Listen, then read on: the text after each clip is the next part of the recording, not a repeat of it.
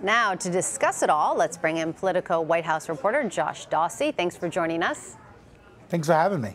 So I want to start with that new report from the Washington Post. Does the account of the president personally dictating his son's response square with your reporting when it comes to Mr. Trump's managerial style in general? Well, to be clear, I have not confirmed the specifics of that report. We do know that when the family is involved, the president often is very hands-on, and that would comport with what the Washington Post reported last night.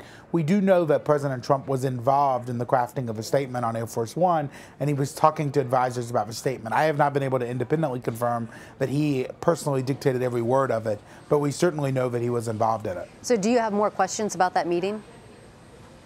Well, of course. I think it raises lots of questions. You know, you don't have attorney-client privilege to be doing that. Does it jeopardize his son's legal standing? Does it jeopardize his legal standing?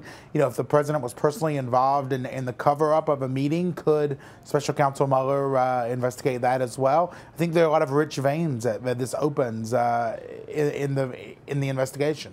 Josh, this all comes as General John Kelly is taking control of the West Wing. You did some great behind-the-scenes reporting about his first day on the job. I'm really curious, what did you hear from White House staffers? Sure. So Chief of Staff Kelly came in yesterday afternoon and basically told the staff he looked forward to working with him, but there would be lots of new protocols in place. People would not be just walking into the West Wing to the Oval Office whenever they want to. People would be briefing the president specifically through him.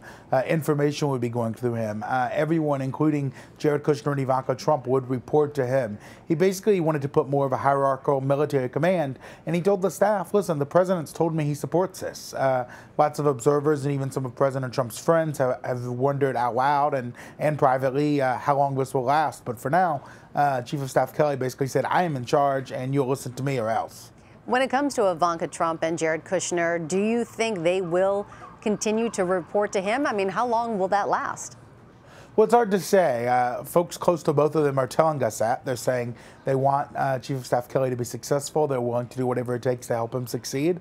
That said, you know, they see him on the weekends, whether he's at Bedminster or Mar-a-Lago. They have access to the residence. You know, he calls them all of the time. It's hard to imagine if one of them wants to have a private conversation that they're going to go to John Kelly and say, hello, can I have a private conversation with my father or my father-in-law? But for now, they claim that they will be respecting the general's wishes, and we'll see how it happens. All right. And how about Steve Bannon?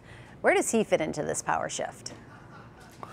Well, we certainly know that Steve Bannon was very opposed to Anthony Scaramucci's hire in the West Wing, and Anthony Scaramucci wanted Mr. Bannon out, along with Reince Priebus, who he was kind of successful in pushing out.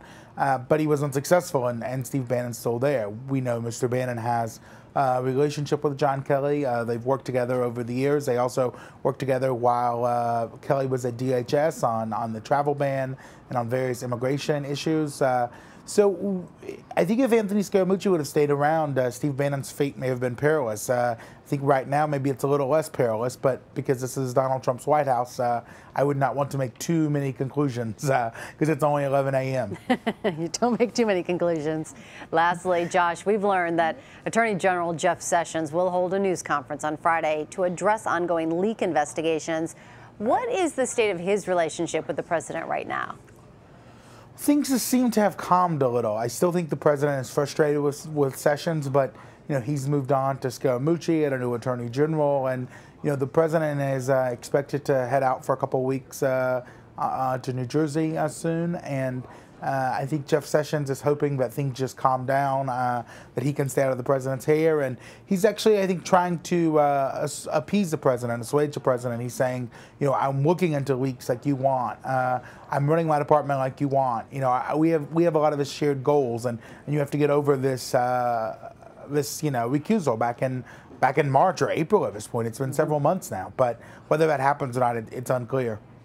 A lot of things are still unclear. As you mentioned, it's still early. We don't know what could happen in the next hour.